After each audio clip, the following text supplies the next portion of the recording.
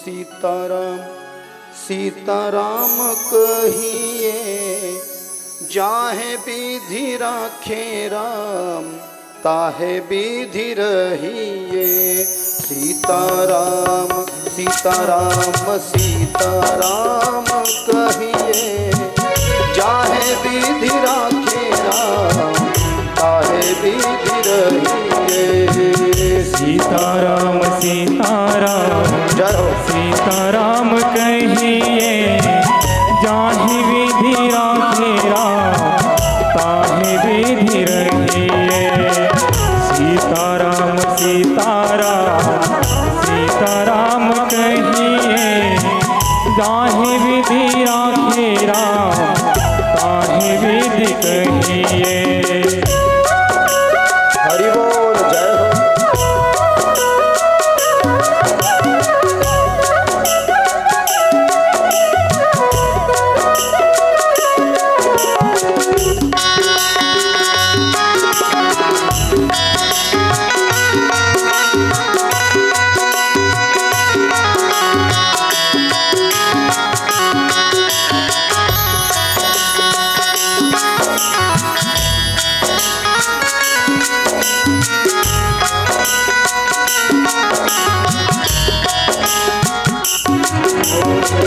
मुख में हो राम नाम राम सेवा हाथ में।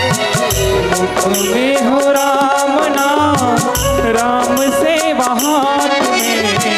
तू अकेला नहीं प्यारे राम जी तेरे साथ में। तू अकेला नहीं प्यारे राम जी तेरे साथ में। तू अकेला नहीं प्यारे राम जी तेरे साथ में। तू अकेला नहीं प्यारे राम जी तेरे साथ में। विधि का विधान जाए आदि लाभ सहिए चाहे विधि राखे राम ताहे विधि रहिए। सीताराम सीताराम सीताराम कहिए जाहे विधि राखे राम ताहे विधि रहिए।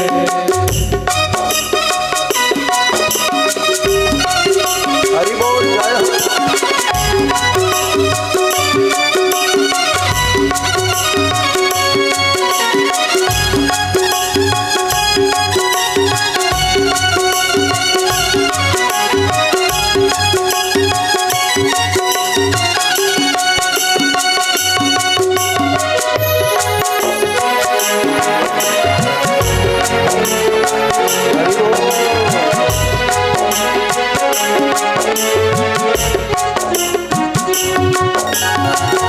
किया अभिमान तो फिर मान नहीं पाएगा। किया अभिमान तो फिर मान नहीं पाएगा। होगा वही प्यारे जो श्री राम जी को भाएगा। होगा वही प्यारे जो श्री राम जी को भाएगा। होगा प्यारे जो श्री राम जी को भाएगा। होगा वही प्यारे जो श्री राम जी को भाएगा। फल आशा त्याग शुभ कर्म करते रहिए चाहे विधि राखे राम ताहे विधि रहिए। सीताराम सीताराम सीताराम कहिए जाहे विधि राखे राम ताहे विधि रहिए। हरि बोल।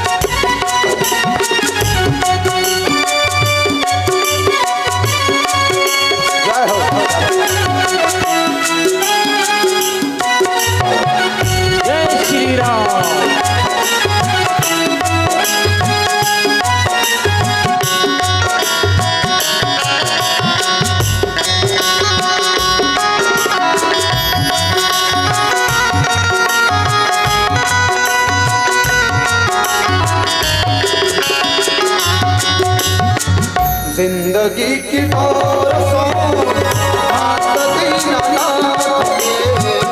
जिंदगी की डोर सो हाथ दीनानाथ की। महलों में राखे चाहे झोपड़ी में वास दे। महलों में राखे चाहे झोपड़ी में वास दे। धन्यवाद निर्विवाद राम राम कहिए। चाहे विधि रखेरा ताहे विधि रहिए। सीताराम सीताराम सीताराम कहिए। चाहे विधि रखेरा ताहे विधि रहिए। हरि बोल बाबा।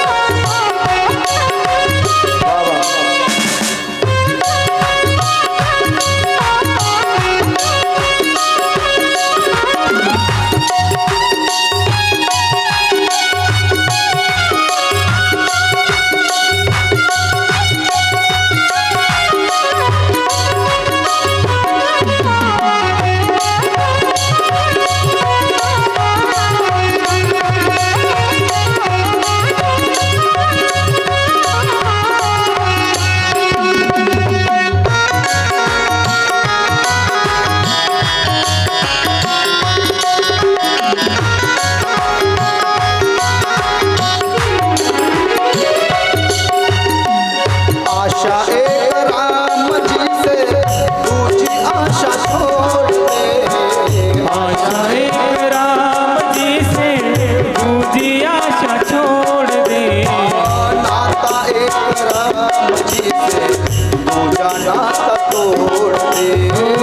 नाता एक राम जी से दूजा नाता तोड़ दे। नाता एक राम जी से दूजा नाता तोड़ दे। नाता एक राम जी से दूजा नाता तोड़ दे। राम रस त्याग प्यारे राम रस कहिए। चाहे विधि रखेरा ताहे विधि रहिए। सीताराम सीताराम सीताराम कहिए। चाहे विधि राखे राम चाहे विधि रहिए। चाहे विधि राखे राम चाहे विधि रहिए। चाहे विधि राखे राम चाहे विधि रहिए। चाहे विधि रहिए। चाहे विधि रहिए।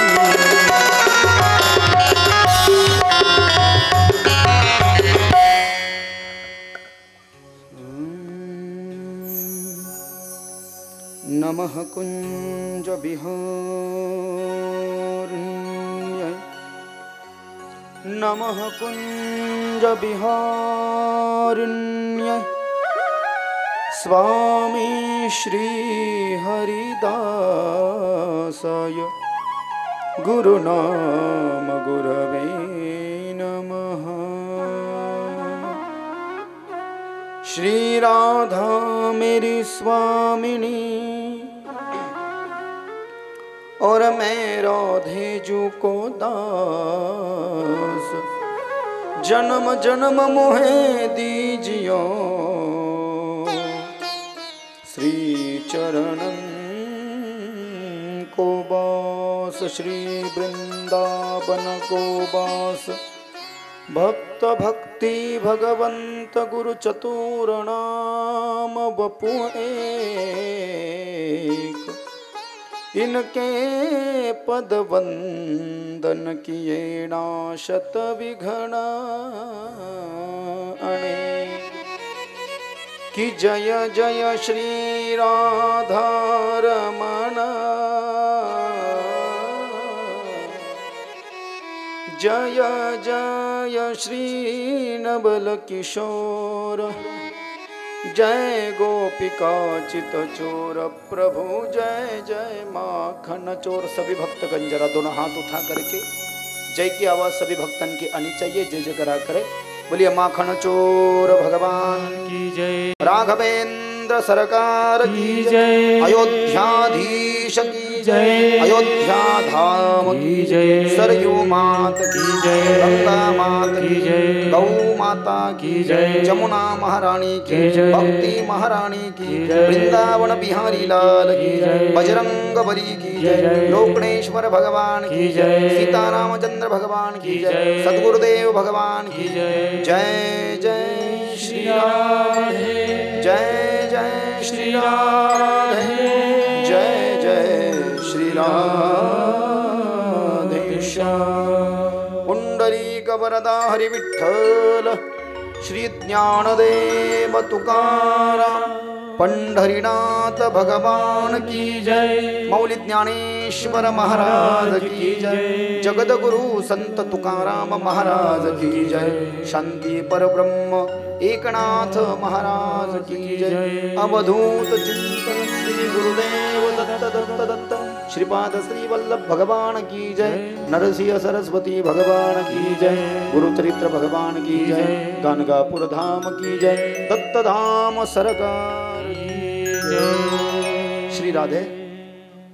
परम मंगलमयी परात्पर अखिलेश्वर भक्तवांछा कल्पतरु, अकारण करुणा वरुणालय तडित विनिंदक पीतांबरधारी ललित ललाम लॉमली परिप्लावित कर्तुम अकर्तुम अन्यथा कर्तुम यद विलक्षणीय स्वस्वरूपात्मकम आदि सत्ता चित सत्ता परम सत्ता परिपूर्ण सत्ता स्वयंपूर्ण सत्ता अनामिक सत्ता अव्याहित सत्ता अबाधित सत्ता अखंडित सत्ता अविरल सत्ता सर्ग स्थितंतकारक माया त्रित्रिगुण चक्र चालक सीता हृदय विहंगम विश्वीय अंतिम व्यवस्था भवबंध विमोचक रजनी तिमिरच्छेदक भगवान राघव सरकार रामचंद्र जी की भगवान राम की कथा श्री रामचरितमानस वाल्मीकि रामायण कथा समस्त जीवों का कल्याण करने वाली है।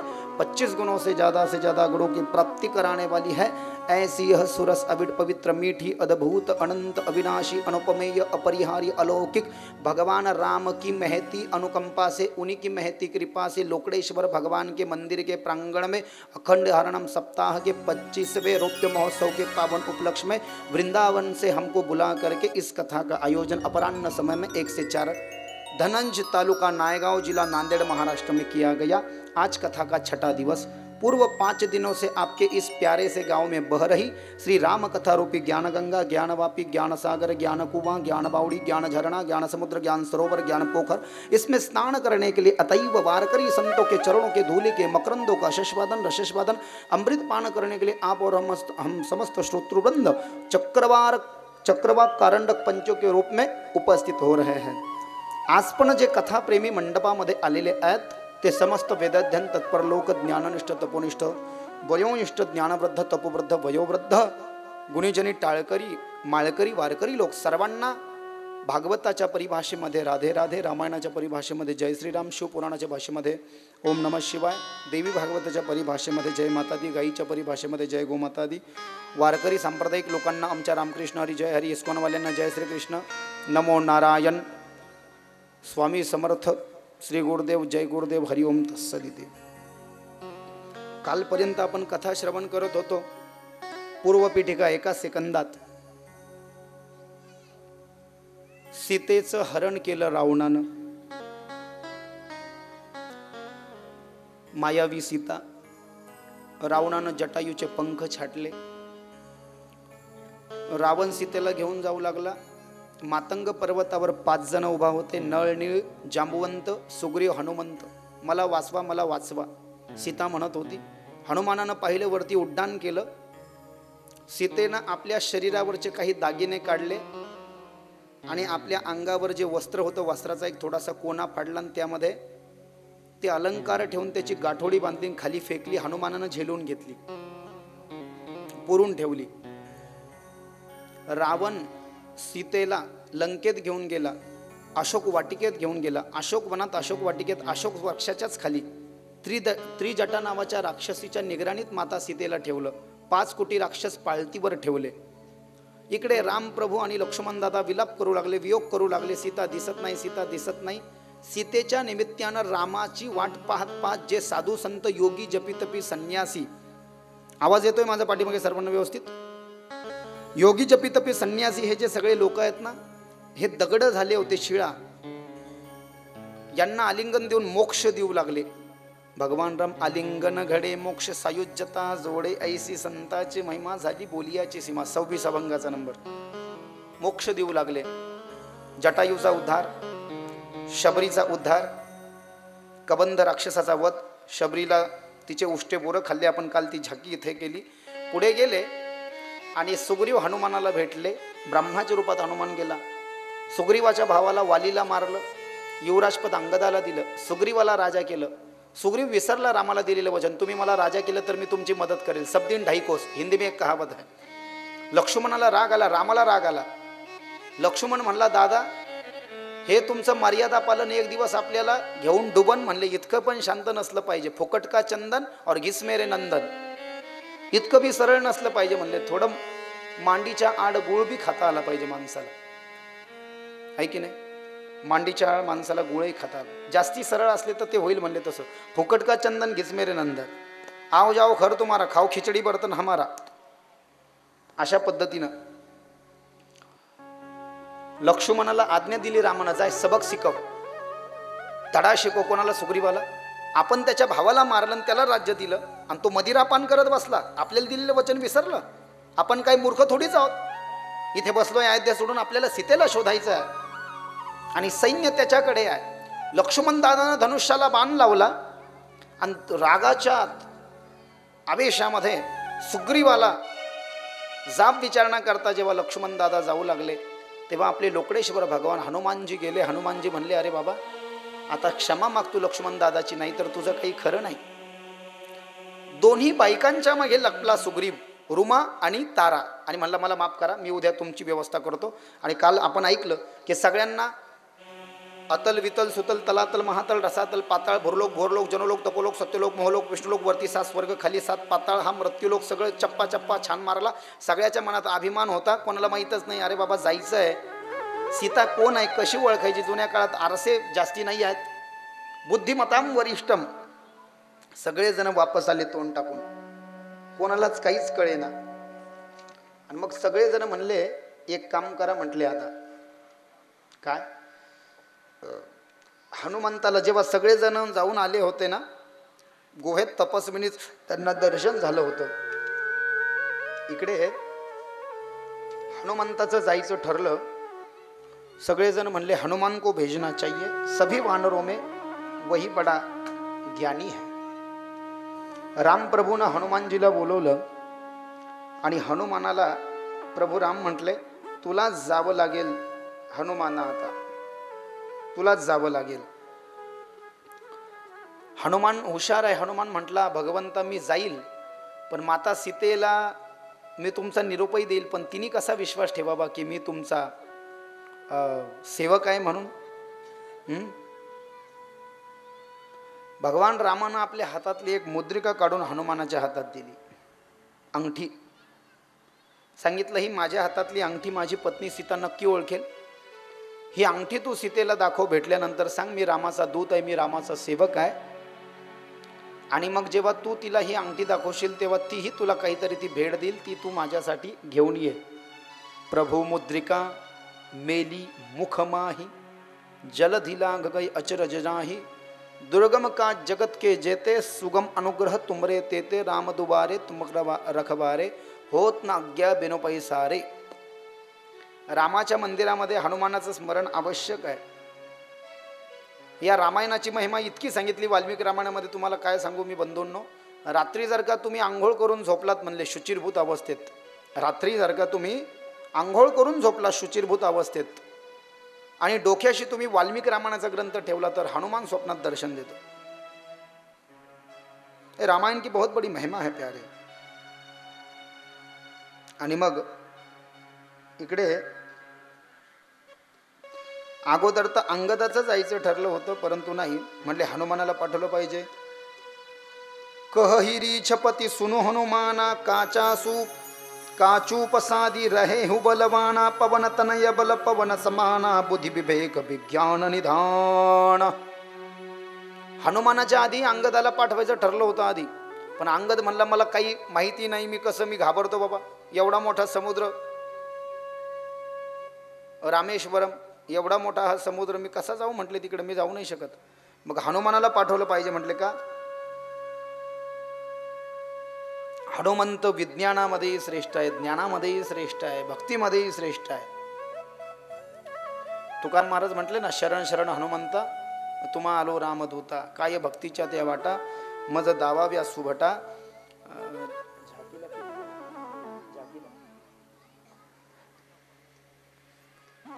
तर इकडे हनुमानाचं जे आहे ते जायचं ठरलेलं आहे.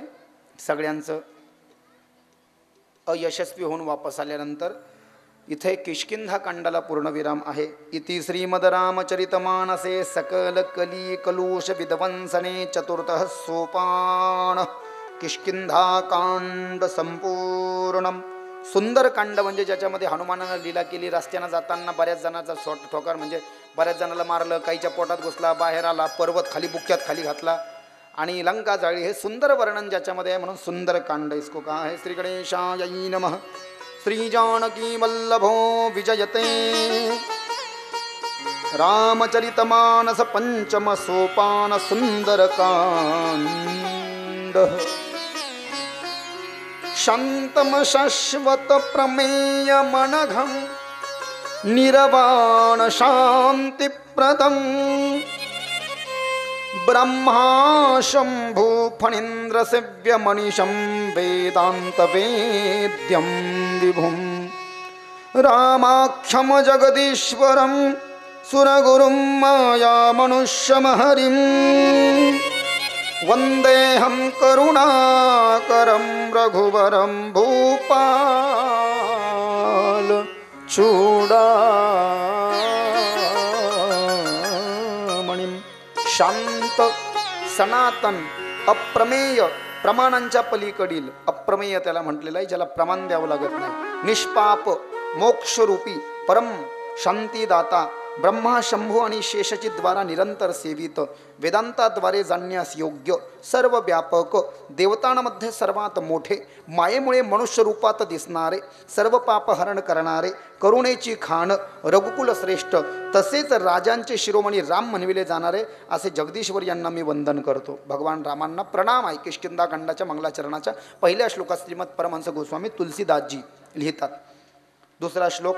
नन्या स्पृहा रघुपते हृदये स्मदीये सत्यम वदामि च भवानखिलान्तरात्मा भक्तिं प्रयच्छं रघुपुंगव निर्भरां मे कामादिदोषरहितं कुरु मानसं च.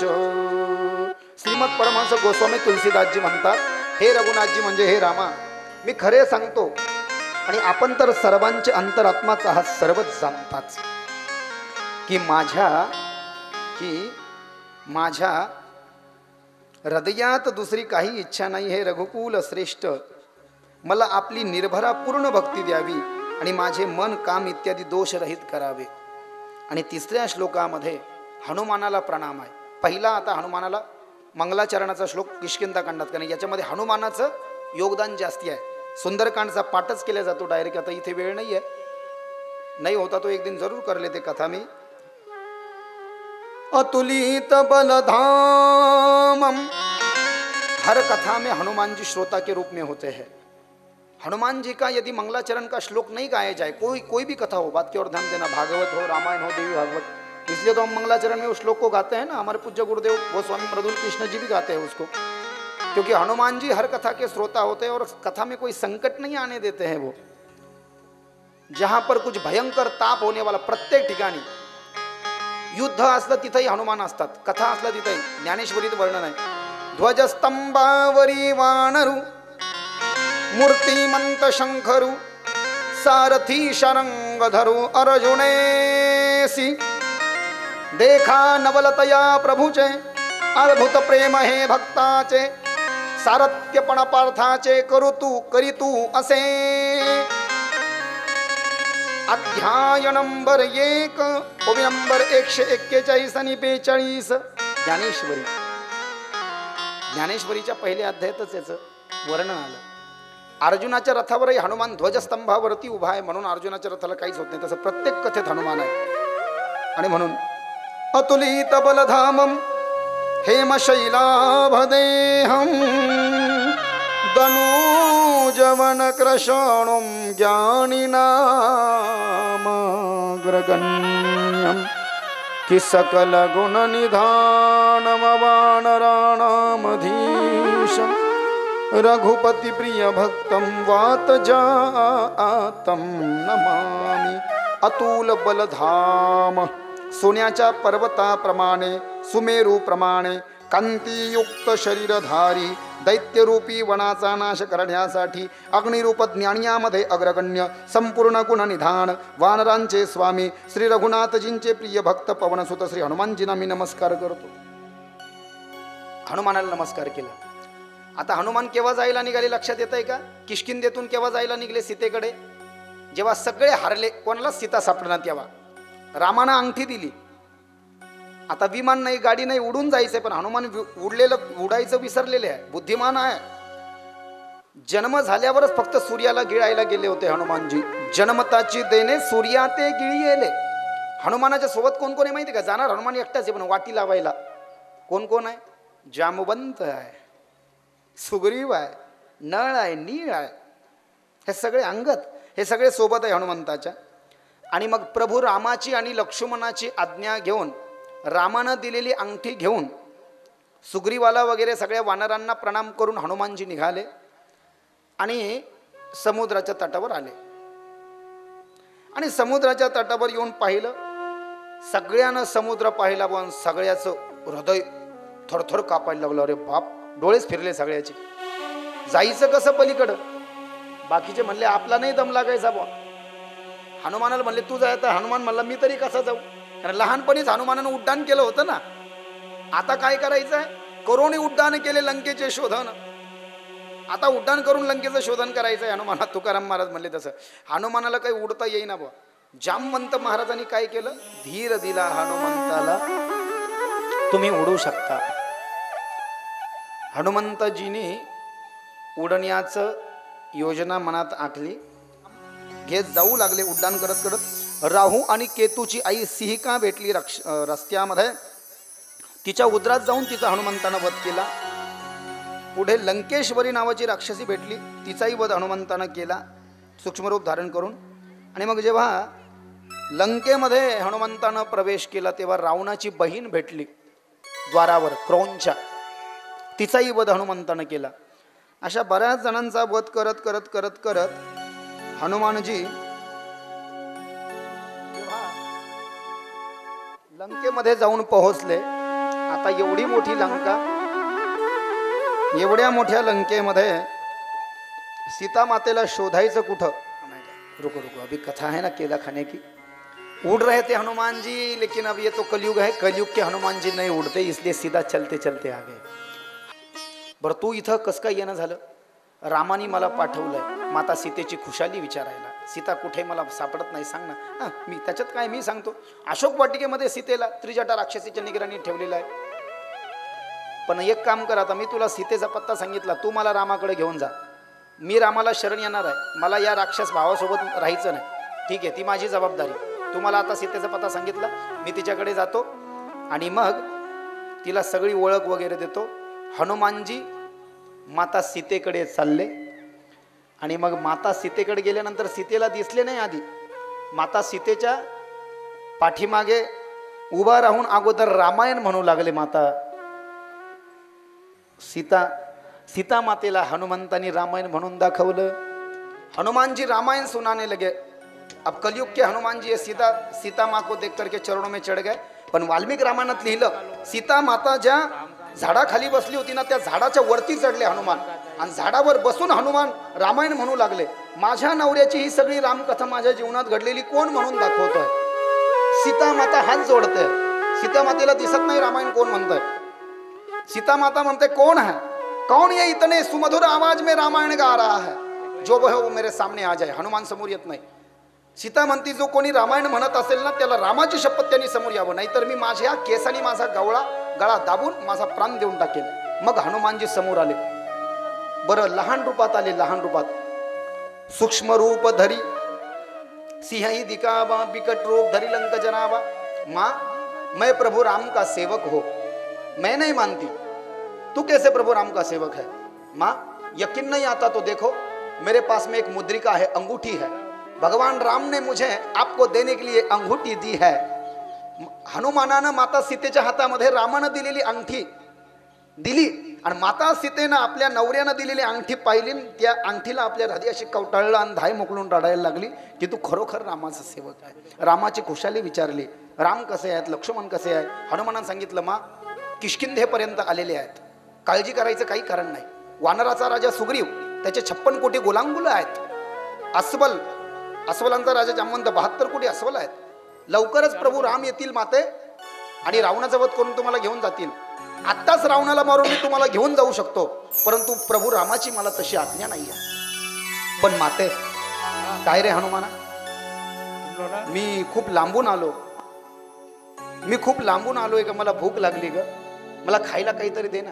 अरे मी तुला काय खायला देऊ हनुमाना, मीच इथे बंदी आहे। बघ ना माता, इकडे तिकडे बघ ना, ही रावणाची जी अशोक वाटिका आहे, किती इथे फळांच्या बागा आहेत, मी फळं खातो। अरे पण हनुमान, तू फळं खातो? अरे फळं जर का खाल्ले तू झाडाचे तोडून तर राक्षस जागी होतील ना, आणि नको तो समस्या निर्माण व्हायची। मग तू एक काम कर, खाली जमिनीवर पडलेलेच फळं खा, हे मला पुरायचे नाही। माता सीता हसायला लागली, का? हनुमानाने विचारलं, का हसते? अरे तू एवढा छोटा आहे म्हणले, एवढासा छोटा आहे, तुला काय इतके फळं लागतात? गैरसमज झालेला दिसतो सीतेचा, असं वाटलं हनुमानाला। सूक्ष्म रूप धरी सिंहही दिखावा, बिकट रूप धरी लंक जरावा। लहान रूपात आले होते ना, मसक रूप धरी कपित गयहू, मच्छराच्या रूपामध्ये तुलसीरामाने तिला प्रवेश केला होता लंकेत। विराट रूप धारण केलं हनुमानानं माता सीतेसमोर। माता सीता घाबरली, अरे नको नको हनुमाना, कळालं मला, तुझा अधिकार कळाला, तू आता लहान होऊन जा, पण फळं जमिनीवरचे खा। हनुमान जमिनीवर पडलेले फळं खाऊ लागला। हनुमानाला काही फळं पुरेना ते, मग हनुमानानं लगेच शेपूट झाडाला गुंडाळली अशी, आणि शेपूट झाडाला गुंडाळून झाडाला असं हलून हलून हनुमान ते फळं पाडू लागलं, आणि ते फळं हनुमानाजवळ येऊ लागले, हनुमान फळं खाऊ लागला। 2-4 राक्षस जागी झालं भाऊ। हनुमानानं सालटे सुलटे फेटले, काही राक्षस जागी झाले। जसे काही राक्षस जागी झाले,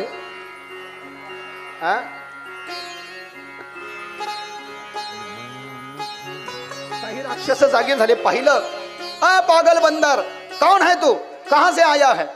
मैं राम का सेवक हूं, यहां किस लिए आया है? मां सीता से भेंट करने के लिए आया हूं, चला जा यहां पर वरना मरना पड़ेगा। हात तर लावून दाखवा मला। हनुमान एक तर फळं खाऊ लागला आणि सगळी बाग घाण करू लागला। ही बाग जर का घाण झाली, हे जर का रावणाला कळलं, रावण आमचा प्राण घेऊन टाकेला, मला जिवंत सोडणार नाही, म्हणून सेवक हनुमानाला मारायला धावले। जेच हनुमानानं शेपूट वाढवली आणि एका शेपटीच्या मारामध्ये 10 जण मारायला सुरुवात केली। सगळ्या जणांना शेपटीचा मार बसू लागला। अरे बाप, ये बंदर तो बड़ा शक्तिशाली है। मला सुनो लंका वासियों, इस पागल बंदर ने हमारे लंका में घुसने का दुस्साहस किया है, अशोक वाटिका का विध्वंस किया है, हमारे सैनिकों को घायल किया है, हमारे पुत्र को मारने की कोशिश की है। इसे जिंदा छोड़ना खतरे से खाली नहीं है, इसे मारकर ही भेजना पड़ेगा राम के पास। लाओ, बहुत ज्यादा तेल लेकर के आओ और वस्त्र लेकर के आओ, और इसके पूंछ को वस्त्र लपेटो, और इसके पूंछ को वस्त्र लगा करके इसकी पूंछ तेल में डुबो करके आग लगवा दो। लंकेतून कपडे आणा, याच्या शेपटीला कपडे गुंढाळा, आणि मग या कपडे बांधलेली याची शेपट तेलामध्ये बुडवा आणि आग लावून द्या। आता खरं होतं का खोटं हनुमानाचं मरण? हनुमान चिरंजीव आहे ना, कशाला विचारता असा सुंदर प्रसंग लिहिला लंकेतले कपडे आणायला सुरुवात केली। जसे जसे हनुमानाच्या शेपटीला कपडे लावायला सुरुवात केली, हनुमानाची शेपूट वाढतच चालली। शेवटी असं सांगितलं, जे सैनिक होते सैनिकाचे सगळे कपडे काढले अंगावरचे, म्हणजे सैनिकाच्या अंगावर एकही कपडा ठेवला नाही, सगळे कपडे लावले। शेवटी रावणानं अंगावरचे कपडे काढून दिले, सगळ्या लंकेला नागडं केलं। नागडं हनुमानानं वाल्मिक महाराज लिहितात, पूरी लंका जो थी ना प्यारे, बिना कपड़ों की हो गई हो हनुमान जी की पूछ चलाने के चक्कर में, वो पूछ बढ़ती ही चली जा रही थी। हनुमान म्हणला, माझी शेपटी जाळली तर माझं मरण आहे, पण केव्हा? जेव्हा शेपूट बिलकुल उघडी राहणार नाही तेव्हा। सगळी शेपूट पहिल्यापासून तर शेवटपर्यंत बिलकुल कपड्यानं पॅक पाहिजे, मगच मी मरण। शेपूट वाढतच चालली। अख्खी लंका जी आहे ती नागडी झाली म्हणले, अख्खी लंका। मग रावण म्हणला, एक काम करा, अशोक वाटिकेत जा आणि अशोक वाटिकेत जाऊन ती काढचे कपडे आणा. मग हनुमानाने शेपूट आवळून घेतली. अरे हो गया हो गया. आणि मग ती जी शेपूट आहे ना हनुमानानं अब लंका दहन का कार्यक्रम आहे प्यारे. हनुमानाची शेपटी तेलामध्ये बुडवली आणि तेलात बुडवून सेवकानं हातामध्ये मशाल घेतली. मशाल आगडीनं पेटलेली आणि हातामध्ये आगडीनं पेटलेली मशाल घेतली. ती मशालीनं हनुमानाची शेपटीच पेटेना. असं का झालं? शेपटीला कपडे लावलेले आणि कपडे लावलेली शेपटू तेलात भिजवली तरी आगीनं पेट धरना. काय भानगड आहे? रावण म्हणाला ए पागल बंदर, ये क्या नौटंकी है, क्यों नहीं जल रही है तेरी पूछ? कहा मूर्ख. हनुमान ने कहा मूर्ख, तेरे यहाँ पर महापवित्र महापवित्र जिंदगी में कभी किसी की यहाँ पर नहीं हुआ ऐसा पुच्छ यज्ञ संपन्न हो रहा है और तू खुद इसका फल ले. सेवकों के हाथ से तू मेरा ये यज्ञ करा रहा है. तुला काही कळतं का म्हणले मूर्ख रावणा? अरे जगात कधीही न झालेला महापवित्र पुच्छ यज्ञ तुझ्या इथे संपन्न होत आहे आणि तूच त्याचा यजमान झाला पाहिजे. सेवकाच्या हाताने कसं जळ? तू स्वतः जाळ येऊन शेपूट तेव्हा जळेल. रावण म्हणला ठीक आहे. रावणानं हातामध्ये कोलीत घेतलं मशाल आणि कोलीत मशाल घेऊन रावण आला हनुमानाजवळ आणि हनुमानाच्या शेपटीला असं मशालीनं आग लावली. ते भडका धरण आग लागेना म्हणून रावणानं तोंड जवळ नेलं. तोंड जवळ नेऊन फूक मारली. अशी फूक जेच आग लागली जेच हनुमानानं शेपटी फिरवली जय श्रीराम आणि पहिली आग लागलेल्या शेपटीचा फटका रावणाच्या थोबडावर हल्ला. रावणाची दाढी रावणाची जाळी हनुमंत महाबळी दाढी रावणाची जाळी तया माझा नमस्कार वारंवार निरंतर. आणि जय श्रीराम म्हणून जेच हनुमान पळू लागला आणि जेच उडू लागला लंका जाळतच सुटला. जे भेटेल त्याच्या तोंडावर फटका, त्याच्या अंगावर फटका, त्याच्या पाठीवर फटका. पुरी लंका दहन का कार्यक्रम सुरू हो गया हनुमान का. रावणाच्याच हातानं शेपूट जाळायचं उद्घाटन करून जेच लंका जाळायला सुरुवात केली. काहीचे घर जाळ. ज्यांच्या लंकेत घराच्या खिडक्या उघड्या होत्या खिडक्यातून शेपूट आतमध्ये घालून काहीचे थोबाडा जाळ, काहीचे अंग जाळ, काहीचे पलंग जाळ. असा भयानक दबदबा तयार केला हनुमानाने की लोकांची घरातून बाहेर निघायला हिंमत होईना. बाप काय केलं महाराजानं? हे कोणाला आणलं? कोण हे आलं पेटवणारा? सगळी लंकाच पेटवत सुटला. सगळी लंका पेटवत सुटला. जवळपास एक प्रहर तरी म्हणजे 3-1 घंटे हनुमानाचा जो कार्यक्रम लंका जाळण्यात चालूच होता. जो दिसला का त्याच्या थोबाडावर फटका, जो दिसला का त्याच्या थोबाडावर फटका, थोबाडा वळवलं का पाठीवर फटका. अरे बाप, सगळे लोक घाबरले. कोणीच घराच्या बाहेर निघाला. मग हनुमंताला वाटलं आता भीती कायम राहिली पाहिजे, दबदबा.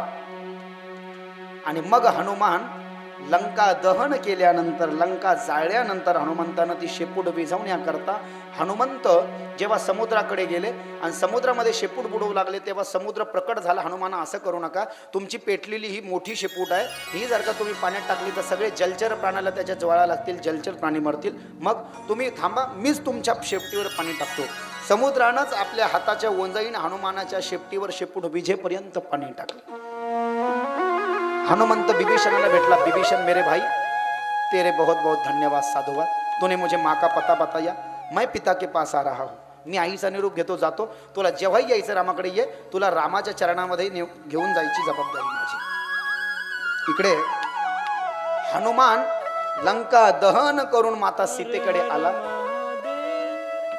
आणि माता सीतेला प्रणाम करून म्हणाला, माँ अब मुझे आज्ञा दो.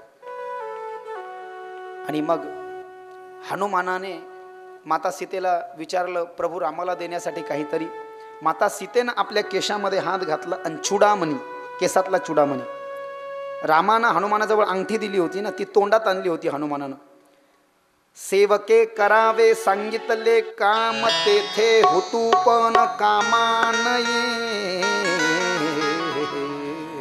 गुरु आणि शिष्याचं नातं तर खूप अद्भुत आहे, पण सांगितलं एखाद्या नौकरानं मालकाकडे काम करताना सुद्धा असं करावं की मालकाचंच ऐकावं, आपला शहाणपणा चालू नाही. एकनाथ महाराजांचा अभंग आहे हा. सेवके करावे सांगितले काम तेथे होतू पण कामा नाही. रामाची अंगठी आहे. दास्यत्व निकट हनुमंत पै केले म्हणून देखील श्री रामचरण. रामाची अंगठी हनुमान हातात घालू शकत नाही ना हो, प्रभूची अंगठी आहे ना. मग माझ्या स्वामीची अंगठी आहे, मी त्यांचा दास आहे म्हणून ती अंगठी तोंडामध्ये. का रस्त्यानं जाताना मारामारी करावं लागेल, पुढं पडून गेली आणि हातात तर घालू शकत नाही. स्वामींची आहे ना, स्वामीच्या पत्नीला द्यायची आहे अंगठी. बरं कुठं कामराला गिमराला अडकून ठेवा, पडली गिडली म्हणजे. म्हणून हनुमान बुद्धिमत्तां वरिष्ठ प्रभू मुद्रिका मेली मुखामध्ये घालून ती अंगठी घेऊन गेले होते हनुमान, हातात नाही घातली. आपल्याला ठेवलं कशासाठी ना आपण करतोय का? अरे बाबा 2 पैसे लागले तर मागून घ्या, पण असं का करता? सेवके करावे हनुमानाकडून शिका ते. सेवके करावे सांगितलेले काम ते होतो, पण काम नाही. मुखात नेली होती अंगठी धरून मुखात, आणि सीतेचा चुडामणी असा हातात आणला. तरी रस्त्यानं जाताना हनुमान घामाघूम झाला. त्या काळात रुमाल गिमाल ठेवत नव्हते, आता खूप फॅसिलिटीज आहे. हनुमानानं आल्यापासून खूप आहे ना, पर्वताला खाली घातलं, सिंहिकेचा वध केला, क्रौंचेचा वध केला, लंकिनीचा वध केला, बिभीषणाला भेटला, सीतेला भेटला, रामायण म्हणून दाखवलं, अशोक वाटिकेचा विध्वंस केला, शेपटीनं राक्षस मारले, काही हाफ मर्डर, काही फुल मर्डर, कायमच्या स्वर्गाला. इंद्रजितासोबत युद्ध झालं, रावणाकडे गेला, शेपटीवर बसला, शेपूट जाळून घेतली, लंका दहन केलं. याच्या सगळा घामाघूम झाला हनुमान. सीतेचा निरोप घेऊन अगोदर बिभीषणाला भेटून सीतेचा निरोप घेऊन चुडामणी घेऊन जसा निघाला, हनुमानाच्या कपाळाला इतका घाम आला. वाल्मिकजी लिहित आहेत, म्हणून हनुमानानं सहज नुसतं आपल्या कपाळाला हे असं केलं, नुसतं हनुमंतानं आपल्या कपाळाला उडता उडता असं केलं. हनुमंताच्या हातानंच हनुमंताच्या कपाळाच्या घामाचे थेंब खाली समुद्राच्या पाण्यात पडले. हनुमानाच्या कपाळाच्या घामाचे थेंब समुद्रात एका मगरीनं गिळले, आणि ती मगर गर्भवती झाली. त्या मगरीनं हनुमानाच्या पोराला जन्म दिला. हनुमानाच्या पोराचं नाव मकरध्वज. मगरीनं लग्न केलं नाही हनुमानासोबत, पण हनुमंताच्या घामापासून अतुलित बलधामा असल्यामुळे त्या बलशाली पुत्र निर्माण झाला. हनुमानालाच माहित नाही की मला पोरग आहे म्हणून. कळेल ते उद्या पुढे. स्वतःचा पराक्रम स्वतः सांगू नये. स्वतःचा स्वतः सांगितलं ना, मी असा मी तसा, नष्ट होतं ते. लोक म्हटले पाहिजे, लोक म्हटले पाहिजे. स्वतःचा पराक्रम स्वतः सांगू नये, म्हणून हनुमान ब्रह्मदेवाकडे गेले, आणि मी काय काय केलं ते राम लक्ष्मणाला सगळ्याला माहीत झालं, मला लिहून द्या. ब्रह्मदेवाने पत्र लिहून दिलं. किष्किंधेतून हनुमान निघाल्यापासून हनुमंतानं समुद्राला पाहून डोळे फिरवले नाही. बाकीचे घाबरले, पण हनुमंतानं उड्डाण केलं. रस्त्यानं जाताना त्याला बरेच संकट आले. पर्वत त्याच्यासमोर आडवा आला, त्यांनी एका ठोक्यात पर्वत पाताळात घातला. राहू केतूची आई सिंहिका भेटली, तिचाही त्याच्या उदरामध्ये जाऊन त्यांनी वध केला. लंकिनी नावाच्या राक्षसीचा वध केला. रावणाची बहीण क्रोंचीचा वध केला. आख्या वगैरे मारला. इकडे इंद्रजितासोबत युद्ध केलं. रावणाची सेना घायल केली. अशोक वाटिकेचा विध्वंस केला. सीतेला रामायण म्हणून दाखवलं. माता सीतेला रामदूताची ओळख करून दिली. रामानं दिलेली अंगठी तिला दिली, आणि मग लंका दहन केलं. रावणाची दाढी जाळली. समुद्राकडून शेपूट विझवून घेतली. माता सीतेकडून परत चुडामणी घेतलं. हनुमान वापस आला. महेंद्र पर्वतावर हनुमान वापस आला. समुद्राच्या पलीकडे लंका, आणि समुद्राच्या अलीकडे महेंद्र पर्वत. तिथे कोण कोण थांबलेलं होतं? जामवंत, नळ, नीळ, सुग्रीव आणि अंगत. हे सगळेजण हनुमाना, बाबा तू आला, पत्र घेऊन आला, आणि चुडामणी दिसला, तू काम फत्ते करून आला. याचा अर्थ सगळेजण त्याला आलिंगन देऊन आले. कधी गेलं ना म्हणले तर काम सक्सेस करून आलं पाहिजे. म्हणजे हनुमान काम यशस्वी करून आला, त्याला आलिंगन देऊ लागले सगळेजण. आणि मग हनुमान, सुग्रीव, जामवंत, नळ, नीळ, अंगद हे सगळेजण जेव्हा रामासमोर आले, ते हनुमानानं पत्र दिलं. पत्र रामासमोर ठेवलं. लक्ष्मण ते पत्र वाचून दाखवू लागला. हनुमानाचे पराक्रम हे सगळं वाचून दाखवल्यानंतर इथे सुंदरकांडाला पूर्णविराम आहे. इति श्रीमद रामचरितमानसे सकल कली कलुष विध्वंसने पंचम सोपान संपूर्णम. सीतारामचंद्र भगवान की जय. लंकाकांडामध्ये म्हणजेच युद्धकांडामध्ये इथे प्रवेश करत आहोत. श्री गणेशाय नमः. श्री जानकी वल्लभो विजयते. श्रीरामचरितमानसः षष्ठ सोपान. युद्धकांड लंकाकांड. रामं कामारि सेव्यं भवभयहरणं कालमत्तेव सिंहं योगीन्द्रं ज्ञानगम्यं गुणनिधिमजितं निर्गुणं निर्विकारं. किमायातीतं सुरेशं खलवधनिरतं ब्रह्मवृन्दैकदेवं वन्दे कंदावदातं सरसी जनयनं देवमुरवीशरूपं. कामदेवाचे शत्रू असलेल्या शिवजींचे सेव्य, भवभयहारक, कालरूपी मतवाल्या हत्ती साठी सिंहा समान योगीश्वर ज्ञान द्वारा जाणण्या योग्य गुणनिधी अजय निर्गुण निर्विकार मायातीत देवतांचे सुंदर श्याम कमळासारखे नेत्र असणारे पृथ्वीपती राजाच्या रूपात असलेल्या परमदेव श्रीरामजींना मी वंदन करतो. शंकेत्वा भमवती सुंदर तनुशार्दूल चरमांबरम कालव्याल कराल भूषणधरम गंगा शशांक प्रियम कि काशीशं कल्की कल्मषोघ शमनं कल्याण कल्पद्रुमं नौमिड्यं गिरिजापतिं गुणनिधिं कंदरपहं शंकरम. शंख आणि चंद्रमा यासारखे कांतीयुक्त अत्यंत सुंदर शरीरवाले व्याघ्रांभर धारण केलेले काळ्यासारख्या अथवा काळ्या रंगाच्या भयानक सर्पाचे भूषण धारण करणारे गंगा आणि चंद्रमाचे प्रेमी काशीपती कलियुगाच्या पापसमूहाचा नाश करणारे कल्याणाचे कल्पवृक्ष गुणनिधान आणि कामदेवाला भस्म करणारे पार्वतीपती वंदनीय श्री शंकरजींना मी नमस्कार करतो. आणि तिसरा श्लोक सांगितला यो ददाति सतां शंभो कैवल्यमपि दुर्लभं खलानां दंडकृत्योसो शंकरसह शंतनो तुमे. जे सत्पुरुषांना अत्यंत दुर्लभ अशी कैवल्य मुक्ती सुद्धा देऊन टाकतात आणि जे दुष्टांना दंड देणारे आहेत ते कल्याणकारी श्री शंभू माझ्या कल्याण मार्गाचा विस्तार करोत. बस काही मिनिट कथा आहे आणि कथा अतिशय महत्वाची आहे. मी अतिशयोक्ती सांगत नाही, अतिशयोक्तीने सांगत तुमच्या मुलासारखं सांगतोय. मी जी कथा सांगतोय सध्या महाराष्ट्रात ती कुठेही आणि कोणाकडेही ऐकायला भेटणार नाही. मुख्य वाल्मिक रामायणातून काढून आणलंय तुमच्यासाठी. अनेक रामायण चालले आणि त्याचे संदर्भ इथे आहेत. लंका कांडाला म्हणजे युद्धकांडाला इथे हे आहे. याच्यामध्येच सगळ्यात आधी जो बिभीषण होता तो प्रभू रामांना शरण आला. का? रावणासोबत त्याचं भांडण झालं. त्यांनी रावणाला समजून सांगितलं. सभा भरली.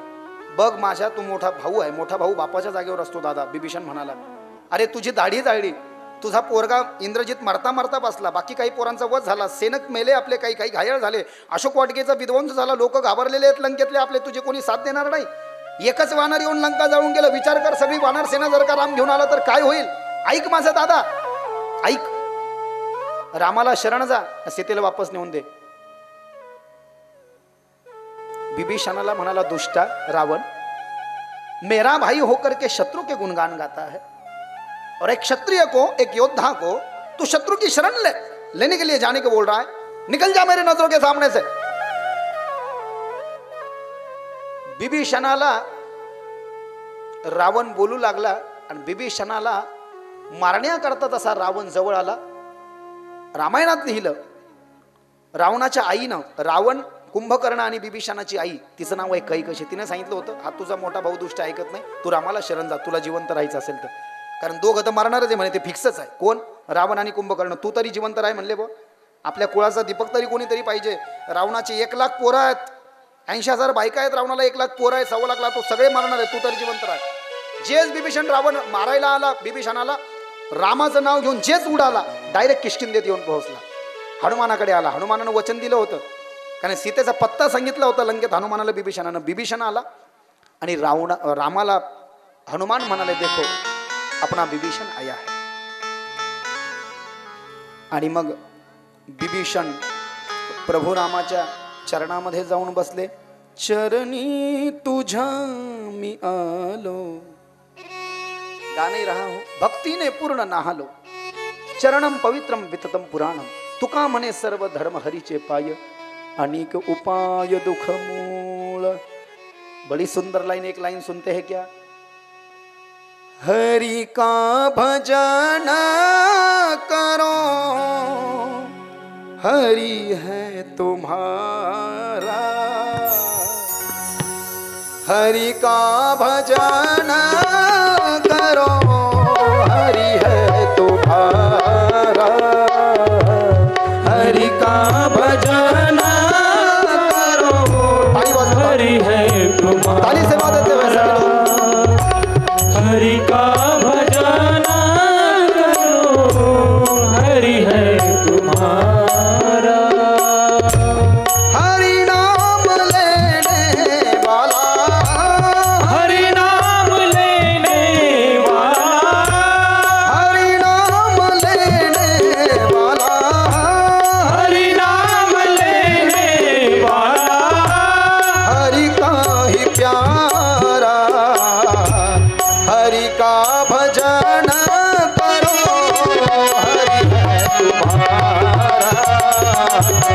हरि का भजन करो हरि है तुम्हारा हरि का भजन करो हरि है तुम्हारा हरि का भजन करो हरि है तुम्हारा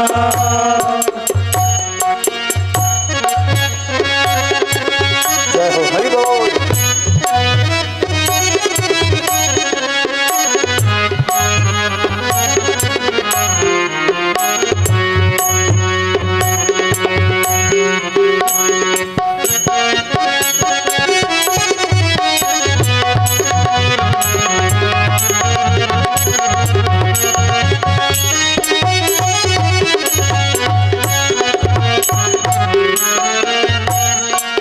हरि नाम से तेरा काम बनेगा हरि नाम से ही तेरा काम बनेगा हरि नाम से ही तेरा साथ चलेगा हरि नाम से ही तेरा साथ चलेगा हरि नाम लेने वाला हरि नाम लेने वाला हरि का ही प्यारा हरि का भजन करो हरि है तुम्हारा हरि का भजन करो हरि है तुम्हारा हरि का भजन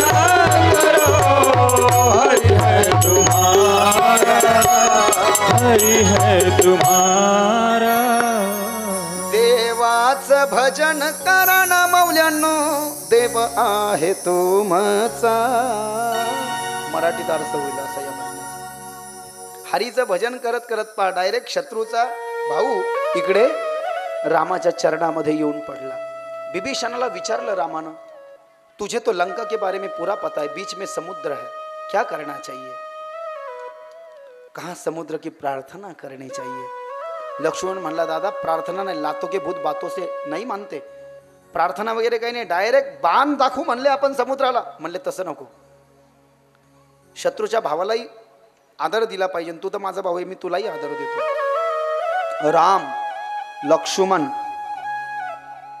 हनुमान विभीषण सुग्रीव नळ नीळ जांबुवंत अंगद गवय शरभ मेद विविध कुंभ गंधमादन मुख्य मुख्य वानर हे सगळे वानर आणि 56 कोटी गोलांगुलेन 72 कोटी अस्वल पुढे लंकेत जायचंय म्हणून किष्किंधे पासून कुठे आले माहितीये का भारताचं शेवटचं टोक दक्षिण दिशा रामेश्वरम तमिळनाडू रामेश्वरम तिथे पार्थिव शिवलिंगाची स्थापना केली समुद्राच्या तटावर कारण समुद्राचं उल्लंघन करून जायचंय ना खूप मोठा समुद्र आहे जायचं कसं म्हणून शिवलिंग बनवलं रामेश्वरम हा 4 धामापैकी एक धामही आहे आणि द्वादश ज्योतिर्लिंगापैकी 11वं ज्योतिर्लिंग पण आहे एक ज्योतिर्लिंग आणि एक धाम आहे बद्रीनाथ एक सत्ययुगातला धाम रामेश्वरम हा त्रेतायुगातला धाम 2 द्वारिका 3 द्वापर युगातलं धाम आणि जगन्नाथपुरी कलियुगातला धाम 4 धाम आणि द्वादश ज्योतिर्लिंगापैकी एक ज्योतिर्लिंगही आहे रामेश्वरम आणि धामही आहे तिथे भगवान शंकराची पूजा केली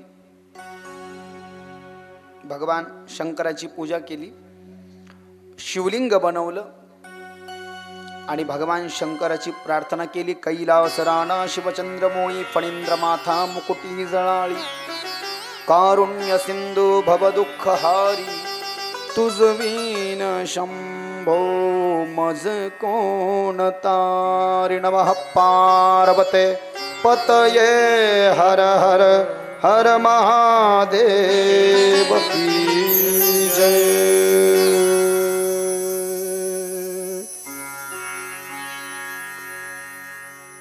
भगवान शंकर प्रसन्न झाले आणि भगवान शंकराने सांगितलं रामा तुम्हाला माझा आशीर्वाद आहे तुमच्या योजनेने तुम्ही लंकेत कसं जायचं ते ठरवा तुमच्या हाताने रावणाचा वध होईल तुम्ही रावणाचं निर्दालन कराल आणि सीतेला पुन्हा प्राप्त कराल, अयोध्येत सुखरूप जाल आणि मी तुम्हाला वरदान देतो की तुम्ही 11,500 दिव्य वर्ष राज्य कराल. शंकर अंतर्धान झाले. जिथे शंकराची पिंड बनवली होती ना रामानं, त्याच जागेवर आज मंदिर आहे रामेश्वरमला. काय करावं? बिभीषण म्हणला प्रार्थना करू. 3.5 दिवस समुद्राची प्रार्थना केली, समुद्र येईना.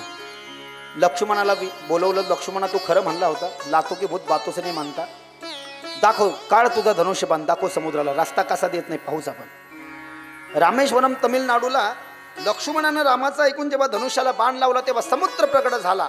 हात जोडून उभा राहिला, असं करू नका. तुम्ही आता बाण काढला, एक बाणी एक पत्नी आहे ना, बाण मारायचा तर माझ्या समुद्रामध्ये एक मै नावाचा राक्षस आहे. तो मै नावाचा राक्षस जलचर प्राण्यांना खूप त्रास देतो, त्याला बाण मारा, त्याचा वध करा. रामाच्या आज्ञेनं लक्ष्मणानं धनुष्याला लावलेला बाण मै नावाच्या राक्षसावर चालवला, जो समुद्रात होता, त्याचा वध झाला. आणि मग समुद्र म्हणला तुम्ही एक काम करा देवा, आता समुद्र खूप मोठा आहे, 400 कोस योजना आहे, तुम्हाला इथून रामेश्वरम तमिळनाडू भारतातून लंकेला जायचं आहे, सेतू बांधवावा लागेल. पण सेतू बनवायचा कसा? सांगितलं तुमची ही जी वानर सेना आहे 56 कोटी वानर सेना, या 56 कोटी वानर सेनेमध्ये 2 सख्खे भाऊ आहे, नळ आणि नीळ. त्या दोघांना ऋषींचा श्राप आहे. काय आहे? त्या दोघांना ऋषींचा श्राप आहे. पण तो ऋषीचा जो श्राप आहे तो तुमच्यासाठी वरदान ठरणार आहे. खरं तर रामाचं नावच होतं, पण निमित्त यांचं आहे. निमित्त्याचा धनी केला असे प्राणी तुका म्हणे, म्हणून व्यर्थ केला. आलिया संसार उठावे करा शरंजा उदारा पांडुरंगा. 3066 86 अभंगाचा नंबर 3086. त्या नळ निळाला श्राप आहे. म्हणले काय? नळ निळ जेव्हा लहान होते, समुद्र म्हणला जेव्हा लहान पोरं होते ते असे खोडकर खेळणारे, ते लहान पोरं हे नळ निळ काय करायचे? समुद्राच्या तटावर साधू संतांचे आश्रम होते, साधू संतांच्या आश्रमात घुसायचे आणि साधू संतांच्या आश्रमातले जे देव होते ना, देव घरातले, त्या मूर्त्या उचलून आणायचे आणि समुद्रात फेकून द्यायचे आणि समुद्रात त्या मूर्त्या पडून जायच्या. साधू संत कदरले यांना.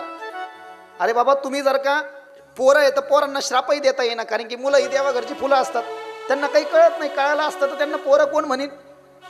हे पोरं रोज आमच्या कुटियात घुसतात आणि आमचे देव उचलून समुद्रात नेऊन टाकतात. कदरलो, आता काय करावं म्हणले. म्हणून या नळ निळाचा बंदोबस्त करण्यासाठी रागाच्या आवेशामध्ये येऊन साधू संतांना श्राप दिला. आज से नल और नील जो भी चीज सागर में फेकेंगे वो डुबेगी नहीं बल्कि तैर जाएंगी. म्हणजे यांनी या दोन्ही भावानं जर का समुद्रात काही फेकलं ते डुबणार नाही, म्हणले ते तरंगल. म्हणजे यांचे देव तरंगायचे हे पुन्हा वरच्यावर काढून घ्यायचे. म्हणले त्यांना ऋषीनं दिलेला श्राप आहे, त्यांनी समुद्रात काही फेकलं ते तरंगतं. त्याच्या हातानं माणूस बी फेकला तर बिना पावता येतं बी तरंगण म्हणे. तेव्हा हे त्यांना शाप, पण तुमच्यासाठी वरदान ठरणार आहे. मग या दोघांच्या हाताचा स्पर्श करून मोठमोठाले दगड, शिळ आणि पर्वत तुम्ही रामेश्वरम तमिळनाडू पासून लंकेपर्यंत टाका, सेतू तयार करा. ठीक आहे, सेतू तयार करण्याचं काम झालं. सियावर रामचंद्र की जय. 72 कोटी अस्वल कामाला लागले, 56 कोटी गोलांगोल कामाला लागले, 18 पद्मे वानर कामाला लागले, मोठमोठाले दगड आणू लागले, शिळ आणू लागले, पर्वत आणू लागले. आणि बरेच जण त्या सगळ्या दगडावर वानर राम लिहू लागले. आणि हे दोघं नुसते हात लावू लागले. यांना अभिमान निर्माण झाला. अरे बापरे, यांना उचलावं नाही लागलं ना, बाकीचे उचलं वजे वाहत होते. आणि हे दोघं नुसतं हां टाका टाका आतमध्ये टाका असं असं करायला लागले. आणि दोघं एकमेकाकडे पाहून हसायला लागले. यांना वाटलं आपल्यामुळेच पूल बांधायला लागला. अरे भैया, रामाचं नाव त्याच्यावर लिहिलेलं होतं. सगळे वानर, सगळे अस्वल दिवसभर पर्वत, शिळा, दगड आणून थकले. हनुमानानं मात्र एकट्यानं 4 कोटी पर्वत, 6 कोटी शिळा, टोटल असं लिहिलंय, मागे पुढे ते असू शकतं, शेपटीमध्ये आणि आपल्या दोन्ही खांद्यावर उचलून आणलं. आणि 14 गावं, 300 गावं खोल पाणी इतका समुद्र आहे लंकेचा. किती? 300 गावं किती खोल येतील क्षेत्रफळामध्ये? 300 गावाची खोली जेवढी येईल म्हटले आकाशापासून, भौगोलिक दृष्ट्या 300 गावाची खोली जितकी येईल म्हटले आकाशापासून, 300 गाव इतका समुद्र आहे तो लंकेचा. इकडून रामेश्वरमचा, तिकडून लंकेचा. मग तो पूल किती मोठा बांधायचा आहे? पहिल्या दिवशी फक्त 14 गावं, 300 सोडून द्या, 14 म्हणजे 286 गावं बाकी आहेत. आणखी 14 गावं, एवढाच पूल तयार झाला. आणि 286 करायचं होतं. रात्री झोपी गेले मानव. सकाळी उठून पाहतात, चला म्हणले पुन्हा आता पूल बनवायच्या कामाला लागू. सकाळी उठून पाहतात, बाबाही गेल्या आणि दशम्याही गेल्या. एक म्हण आहे आमच्या तिकडे, तुमच्याकडे आहे की नाही मला माहित नाही. बाबा बी गेल्या आणि दशम्या बी गेल्या म्हणले. तो पूल जो बनिला होता का नळनिळानं, तो पूलच गायब झाला. पूलच दिसना. बाबा बाबा बाबा 14 गाव पूल जो बांधला होता तो दिसनाच. आणि कस काही दिसना. ते नळ निळताय त्याचा चेहराच उतरला असा. असं काय झालं. रामाने लक्ष्मणानं पुन्हा प्रार्थना केली समुद्राची. समुद्र प्रकट झाला. रे समुद्रा, हे काय थट्टा लावली, हे काय मस्करी लावली आमची. तूच आम्हाला सांगितलं नळनिळाच्या हातानं स्पर्श करून दगड टाका म्हणून, आणि मग पूल बनवला आम्ही 14 गावं, आणि तुम्ही पूल असा गायब कसा केला. ते म्हणले मी कशाला गायब करू म्हणले. मग कोणी केला म्हणले आमच्या या समुद्रात बरेच मासे आहे म्हणले, बऱ्याच मगरी आहे. मस्करीमध्ये एखाद्याने गिळून घेतला असं चॉकलेट वाणी. काय चॉकलेट सारखं? हो विचारतो म्हणले मी एखाद्याला. सगळ्या जलचर प्राण्याला बोलवलं समुद्रांनी. यांचा पूल कोणी गिळला का? ते मासे म्हणले आम्ही तर नाही गिळला, पण आमचे पोरच आहे म्हणले. कडाकडी समजून खाल्ला असतं म्हणले भाऊ. गमती गमतीत एका माशानं माशाच्या पोराला बोलवलं. म्हणले का रे लॉलीपॉप समजून खाल्ला का म्हणले पूल तू? ते म्हणले हो मीच खाल्ला. चल वक म्हणले तो पूल. एका छोट्या माशानं न होणारी गोष्ट करून दाखवली. हीच तर रामाची लीला आहे म्हटलंय. त्या माशाच्या पिल्ल्यानं 14 गाव एवढा पूल जो तयार झाला होता, सगळ्या वानरांना दगड शिळ आणून, आणि नळनिळाचा हात त्याला फक्त लागला होता. रामाचं नाव त्याच्यावर लिहिलं होतं म्हणून ते तरलं होते. अरे हे तर दोघं निमित्त आहेत फक्त. त्या माशाच्या पिल्ल्यानं असा तोंडातून तो पूल काढायला सुरुवात केला. मग नळनिळाला कळालं. हनुमान म्हणले अभिमान करू नका भाऊ, तुम्ही निमित्त आहे. रामाचं नाव त्याच्यावर लिहिलेलं आहे म्हणून ते दगड तरतायत म्हणले. अजूनही रामेश्वरम तामिळनाडूला जाऊन पहा तुम्ही, पांढरे दगड आहेत. ते पुलाचे जे दगड आहेत का, ते काही दगड तिकडे आहेत रामेश्वरमला. आम्ही कथा करायला गेलो ते तरंगतात पाण्यात अजूनही आज पण. आणि मग पूल बांधण्याची तयारी झाल्यानंतर धावहु मरकट बिकट बरूथा अनुह बिटप गिरे हणके जूथा सुनि कपि भालु चले करि हुहा जय रघुबीर प्रताप समूहा सलील विशाल आनि कपिदे बंदुक इव नल नील दिलेहि देखि सहित अति सुंदर रचना बिहसि कृपाणि दि बोले परम रम्य उत्तम यह धरणी महिमा अमित जाहि नहि वर्णी करि हउ यह संपुतापना मोरे हृदय परम कल्पना. सगळा पूल बनून तयार झाला. असा बनला ना असा सुंदर दिसायला लागला. ते श्रीमद परमहंस गोस्वामी तुलसीदासजी या सोबत आता काही वर्णन करू शकत नाही म्हणले भाऊ. पण आता एक समस्या आहे. त्या पुलावून राम आणि लक्ष्मण उद्घाटन करणार, ते पुढे चालणार. पण रामानं जर का त्या पुलाला पाय लागला तर पूल गायब होण्याची शक्यता आहे म्हटले भाऊ. कारण रामाच्या पायाची धूळ त्या नुसत्या बाईला लागली होती. अहिल्याला ब्रह्मदेवाच्या पोरीला, गौतमाच्या बायकोला, तिचा उद्धार झाला. आणि ह्या दगडाला जर का पाय लावले, दगडही तरसलेली असतील ना रामाच्या पायानं मुक्त होण्याकरता. मग वर्णन आलं वाल्मिक रामायणामध्ये की हनुमंतानं आपल्या उजव्या खांद्यावर रामाला बसवून घेतलं आणि अंगदानं आपल्या उजव्या खांद्यावर लक्ष्मण दादाला बसवून घेतलं. राम आणि लक्ष्मण, हनुमान अंगदाच्या खांद्यावर बसून चालले. सगळी वानर सेटा पाठीमागे चालली. सुबेल पर्वत सांगितला तुलसी रामायणामध्ये, आणि वाल्मिक रामायणामध्ये त्रिकूट पर्वत सांगितला. त्रिकूट पर्वतावरती किंवा सुबेल पर्वतावरती येऊन रामाची सेना लंकेमध्ये जाऊन ठेपली. राम लक्ष्मण सोबत विभीषण आहे, हनुमान सुग्रीव आहे, वानरराज अंगद आहे, नळनीळ जांबुवंत आहे, हनुमान आहे, 72 कोटी 100 कोटी 72 कोटी अस्वलन 56 कोटी गोलांगुले आहे. आणि रावणाची व्याकुळता वाढली. राम येऊन थोपले म्हटले तिथपर्यंत. कुठपर्यंत? राम येऊन थांबले त्रिकूट पर्वतापर्यंत. आणि मग लंकेमध्ये जेव्हा त्रिकूट पर्वतावर प्रभू रामाचा डेरा पडला 128 कोटी सेनेला घेऊन, तेव्हा रावणाचा थरकाप सुटला. आणि रावणाची जी बायको आहे ना मंदोदरी, मै नावाचा राक्षस सांगितला. आणि मै नावाच्या राक्षसाची मुलगी मंदोदरी 80,000 बायकामध्ये ही पट्टराणी आहे. आणि ही मंदोदरी रावणाकडे गेली. रावणाला समजवलं, अहो माझं ऐका हो, अहो माझं ऐका हो, अहो तुम्ही रामाला साधारण समजू नका. आणखीन किती तुम्ही वाटोळ करून घ्यायचं ठरवलंय, तुम्हाला माहिती आहे का? म्हणले काय? अहो तुम्हाला ज्या सहस्रार्जुनानं माकडाला पकडावं तसं जाळीत पकडलं होतं, हायक तुम्हाला ती कथा माहीत? मंदोदरी रामायणात लिहिलं. अहो त्या सहस्रार्जुनानं ज्याला 1000 हात नव्हते का, दत्तात्रयानं त्याला 1000 हात दिले. ते म्हणले सहस्रार्जुनाला, त्यानं 1000 हातानं नर्मदा नदीचा पाण्याचा प्रवाह एकीकडे केला. तुम्ही बुडून गेले म्हणून तुम्ही त्याच्यासोबत युद्ध करायला गेले, तर त्या सहस्रार्जुनानं तुम्हाला जाळ्यामध्ये माकड जसं धराव तसं तुम्हाला धरलं होतं हो, आणि तुम्हाला बंदिशाहीत टाकलं होतं हो. नंतर तुमचे वडील माझे सासरे आले हो, विश्रवा तुमचे वडील विश्रावानं तुम्हाला त्याचे हातपाय जोडले आणि तुम्हाला घेऊन आले. अहो ज्या सहस्रार्जुनानं तुम्हाला माकडाला पकडावं तसं पकडलं होतं, त्या सहस्रार्जुनाचा वध परशुरामानं केला आणि त्या परशुरामाला रामानं हरवलं आणि तुम्ही त्याच्यासोबत पंगा घेता होय. तरी रावण ऐका ना बरं ते जाऊन द्या. अहो ज्या सुग्रीवाच्या भावानं वालीनं तुम्हाला असं काखेत दाबलं होतं आणि फरफटत नेलं होतं आणि फरफटत नेऊन त्याच्या 2 वर्षाच्या पोराच्या अंगदाच्या पाळण्याला बांधलं होतं आणि त्याच्या पाळण्याला बांधून ते पोरग तुमच्या तोंडात मुतायचं. चुप चुप चुप. अहो त्या वालीला सुद्धा रामानं एका बाणानं मारलं आणि तुम्ही त्याच्यासोबत युद्ध करायचं म्हणता. ऐका माझं, जिद छोड़ दो, चले जाओ शरण में राम के, क्षमा मांग लो, माँ सीता को लौटा दो, बड़े करुणाकर है प्रभु, दया निधान है, करुणा निधान है. रावण ऐके ना. दुसरा दिवस उजाडला. ते म्हणले आता रावणा पहिले आपण हनुमानाला पाठवलं तेव्हा आपण रावणाच्या राज्यात नव्हतो, शत्रूच्या राज्यात हनुमानाला आपण सुग्रीवाच्या राज्यातून पाठवलं. आता शत्रूच्या राज्यात आहे आपण, त्रिकुट पर्वतावर आहे, सुबेल पर्वतावर आहे. रावणाला शेवटची चेतावणी देऊ म्हटले, चेतावणी रावणाला. मग कोणाला पाठवायचं? सगळेजण म्हणले हनुमानालाच पाठवा, बाकीचे नुसते मग काय जेवायच्याच कामाचे आहे का आणि डबल हनुमानच जाईन काय? सगळेजण म्हणले हनुमानालाच पाठवा. जामवंत म्हणला असं येड्यावानी करू नका, हनुमंतालाच पाठवू नका. ते म्हणले तुम्ही चुप बसा. बाकीचे वानर म्हणले हे म्हातारं स्वतः बी काही करीत नाही, दुसऱ्याला करू देत नाही. अरे ते म्हणले बाबा म्हातारे जुन्या लोकांचा अनुभवही मोठा असतो म्हणले. जामवंत म्हणलं माझं ऐका, मी म्हातारे म्हणून जाऊ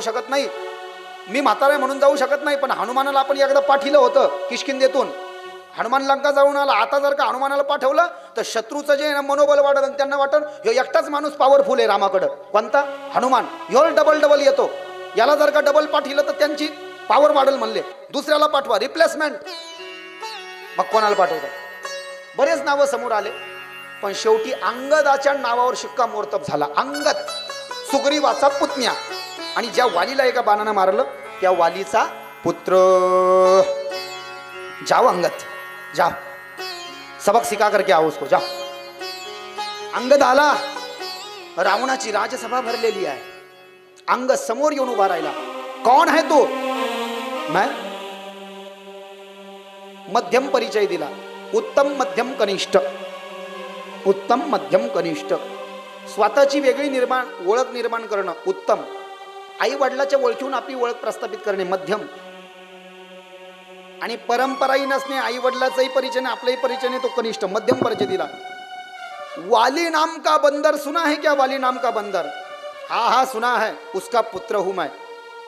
हाँ सुना है हमने वाली बंदर का नाम. अरे ऐकलं नाही रावणा? सांगू का सगळ्या समोर? माझ्या बापानं तुला लहानपणी काखेत दाबून आणलं होतं. तुला 10 मुंडके होते, 10. मी 2 वर्षाचा होतो. माझी आई मला पाळण्यात झोपवायची. मी म्हणलो बाबा बाबा बाबा, हे 10 डोक्याचं खेळणं मला द्या ना, हे खुळखुळ्यापेक्षा बी नादर. तेव्हा तू पळून जाऊ लागला. मी म्हणलं बाबा बाबा बाबा, हे 10 डोक्याचं खेळणं मला द्या ना. माझ्या वडिलांनं तुला मला खेळणं म्हणून दिलं. तू वापस जाऊ लागला म्हणून तुला असं काखेत दाबलं, आणि तू जाऊ नये म्हणून तुला उलट माझ्या पाळण्याच्या खाली बांधलं. आणि मी लहान असल्यामुळे तिथं शी करायचो. ते सगळं तुझ्या तोंडात. चोप चोप चोप. तुला लाज वाटत नाही? रावण म्हणला लाज वाटत नाही तुला?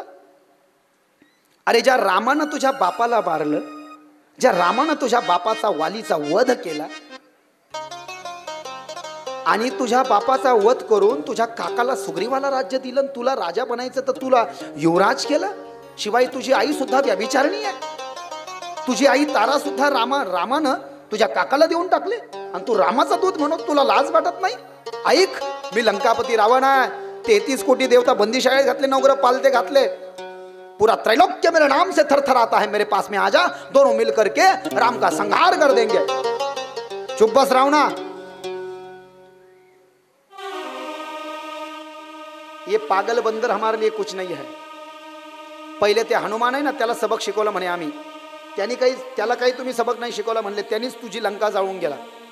तोच हनुमान डबल आला म्हणून समज म्हणले. आता सांग म्हणले तुझं मरण कशात आहे?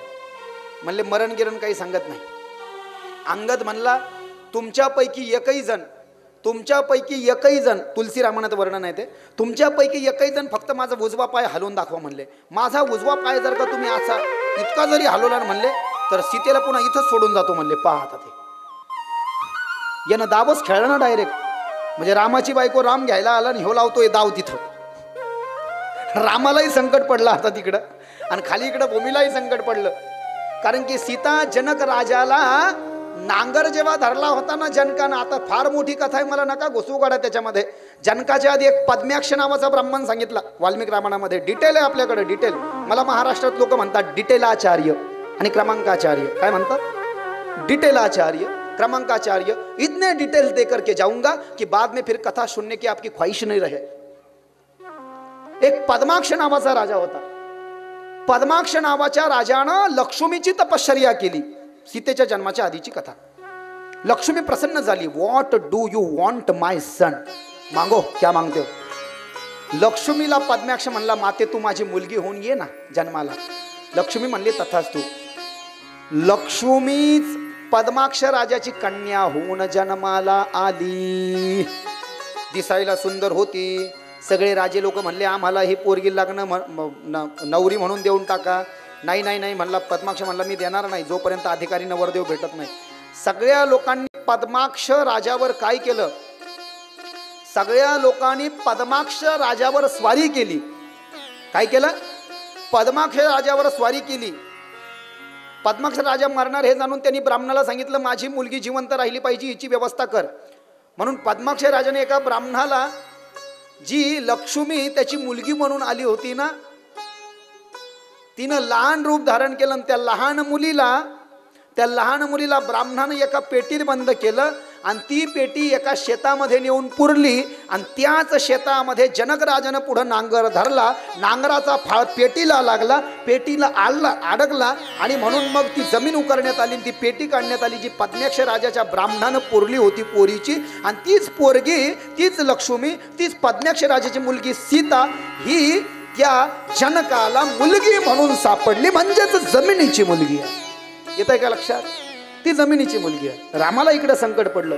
जो म्हणला माझा पाय हलवून दाखवा, नुसता पाय जर का हलवला तर हरलो म्हणले सीता. दावावर सीता लावली बाप. सगळेजण म्हणले जो काय हनुमानापेक्षा बी बलवान आहे का? दाख पाहतोच तुझी सोय. एक जण उठलं, पाय हलवला. शेवटी सांगितलं सगळेच जण भिडले. सगळ्या वानरांना असा घोळकाच केला आणि अंगदाचा उजवा पाय धरला आणि त्याचा पाय हलवायला लागले. पाय हलना का? अंगदाला वाटलं माझ्यातलाही शक्ती आहे. आता जेवढी पाहिजे तेवढीच होती म्हणजे, पण त्याला वाटलं लईच आहे का? जमिनीनं त्याचा पाय असा घट्ट धरून ठेवला. जमिनीला वाटलं माझा जावाई वनवन फिरतोय आणि ह्यो दावावर लावतोय माझी पोरगी. मग हे पोरगी जर का यानं दावावर लावली, पण जावाई घेऊन जायचं नाही पोरीला म्हणून जमिनीनं घट्ट याचा पाय धरून ठेवला.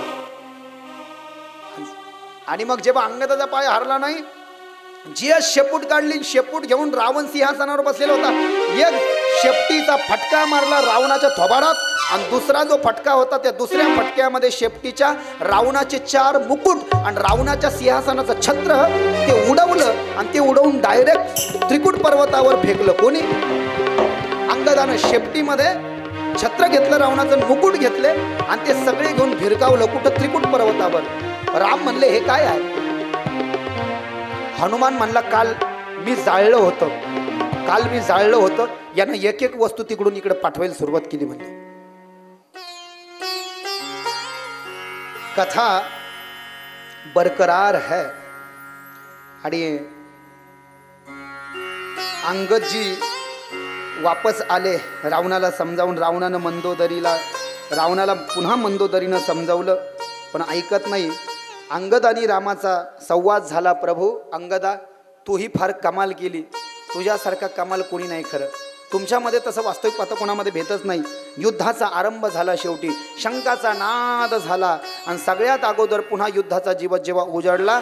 पहिल्यांदा जेव्हा युद्ध चालू झालं, जवळपास असं सांगतात वाल्मिक रामायणामध्ये. सांगा बरं, लई रामायण ऐकले तुम्ही, किती दिवस युद्ध झालं तर रामायणाचं सांगा बरं जर शिक. किती? 6 महिने झालं तर 84 दिवस झालं.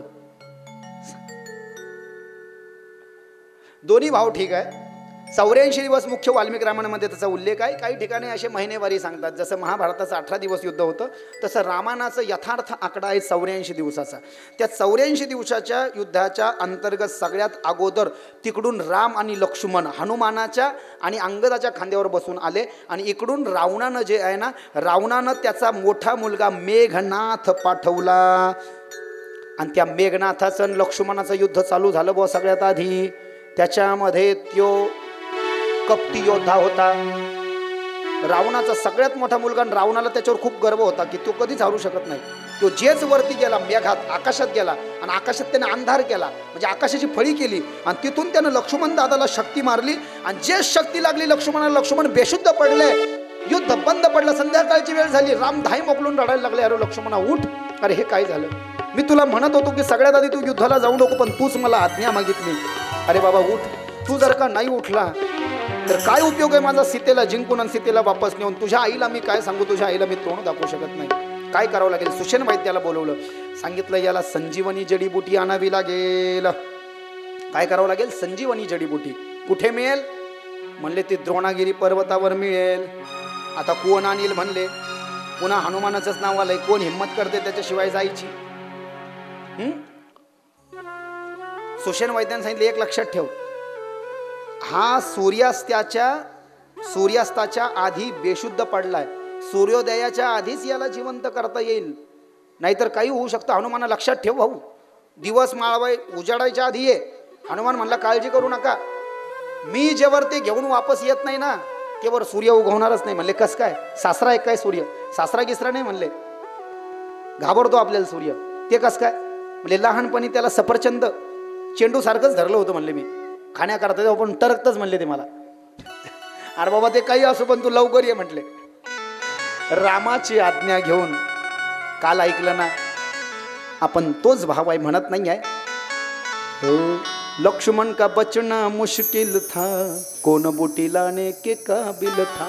लक्ष्मण बचना श्री राम के बिना, अरे बूटी मिले ना हनुमान के बिना. दुनिया चले ना श्री राम के बिना, लंका चले ना दुनिया चले ना श्री राम के बिना, अरे राम जी चले ना हनुमान के बिना. रस्त्यानं जाताना हनुमानाला तहान लागली.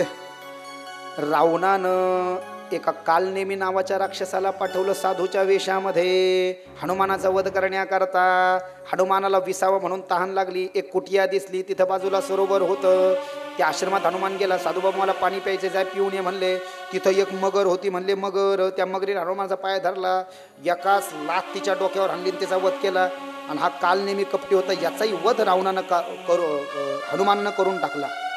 कालनेमी म्हणजे साधूच्या वेशामध्ये जो दुष्ट साधूचा वेश घेतो त्याला कालनेमी म्हटलेला आहे रामायणामध्ये. विसावा घेतला, कालनेमी आणि मगरीचा वध केला, पाणी प्यायला हनुमानानं पुन्हा चालला. आणि पुन्हा जेव्हा हनुमान गेला द्रोणागिरी पर्वताजवळ येऊन ठेपला. द्रोणागिरी पर्वतावर आलं, चमचम ते सगळं करतो, असं लाईटच लावलेले जसे काही. पण आता हनुमान म्हणला फोनही करता येत नाही, फोनाचा जमाना नाही. तो इतक्या लांबून आलो, ओळखच विचारली नाही ना. द्रोणागिरी पर्वतावर संजीवनी जडीबुटी आहे, पण त्याच्यावर वेगवेगळ्या पद्धतीच्या जडीबुटी दिसायला लागल्या. नेमकी संजीवनी कोणती, ओळखायची कशी म्हणले बुवा. पण मग रडत बसला का? मामू के जैसे रोते नाही बैठे हनुमानजी. पुन्हा वापस नाही आले. बाबा सूर्य उगवायच्या आधी घेऊन जायचंय ना.